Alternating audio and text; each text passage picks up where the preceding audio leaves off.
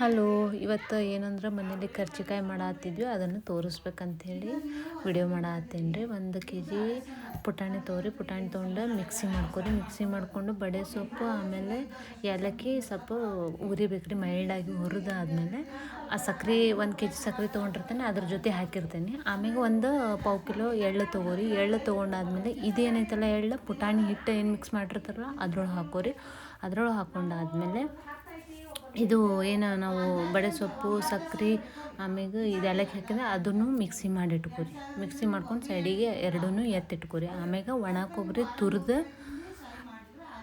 ಇದು ತುರಿಬೇಕು ರೀ. ತುರಿದಾದ್ಮೇಲೆ ಎಲ್ಲನೂ ಮಿಕ್ಸ್ ಮಾಡ್ಬೇಕು ರೀ. ಏನು ಪುಟಾಣಿ ಹಿಟ್ಟು ಆಮೇಲೆ ಸಕ್ರೆ ಆಮೇಲೆ ಒಣ ಕೊಬ್ಬರಿ ಎಲ್ಲ ಮಿಕ್ಸ್ ಮಾಡಿ ಸೈಡಿಗೆ ಇಟ್ಕೊಂಡ್ವಿ ರೀ. ಆಮೇಲೆ ಇದು ಮೈದಾ ಹಿಟ್ಟು 1 kg ತೊಗೊಂಡು ಉಪ್ಪು ಆಮೇಲೆ ಸ್ವಲ್ಪ ಸೋಡಾ ಆಮೇಲೆ ಕಾದಿದ್ದ ಎಣ್ಣೆ ಹಾಕ್ಕೊಂಡು ಕಲಿಸಿ ಒಂದು 10-15 ನಿಮಿಷ ನೆನೆಯಕ್ಕೆ ಇಡ್ತೇವೆ ರೀ. ಇದನ್ನು ನೆನೆಯಕ್ಕೆ ಇಟ್ಟಾದ್ಮೇಲೆ ಸಣ್ಣಗೆ ಉಂಡೆ ಮಾಡ್ಕೊಂಡು ಸಣ್ಣಗೆ ಚಪಾತಿ ಮಾಡಿ ಅದ್ರೊಳಗೆ ಏನು ಹೂರ್ಣ ಮಾಡಿ ಇಟ್ಕೊಂಡಿದ್ವಲ್ಲ ಅದನ್ನು ಇದ್ರೊಳಗೆ ತುಂಬ್ತೇವೆ ರೀ. ಈ ಥರ ನೀರು ಹಚ್ಕೊತೇವೆ ರೀ. ನಾವು ಎಡ್ಜಿಗೆಲ್ಲ ನೀರು ಹಚ್ಕೊಂಡು ಅಂಟಿಸ್ತೇವೆ ರೀ.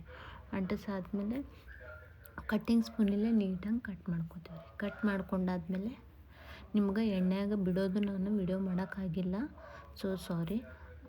ಎಣ್ಣೆಗಿರೋದನ್ನು ತೋರ್ಸಾಕತ್ತೀನಿ. ಆಮೇಲೆ ನನ್ನ ವಿಡಿಯೋ ಇಷ್ಟ ಆದ್ರೆ ಕಮೆಂಟ್ ಮಾಡಿರಿ, ಶೇರ್ ಮಾಡಿರಿ, ಸಬ್ಸ್ಕ್ರೈಬ್ ಮಾಡಿರಿ. Thank you.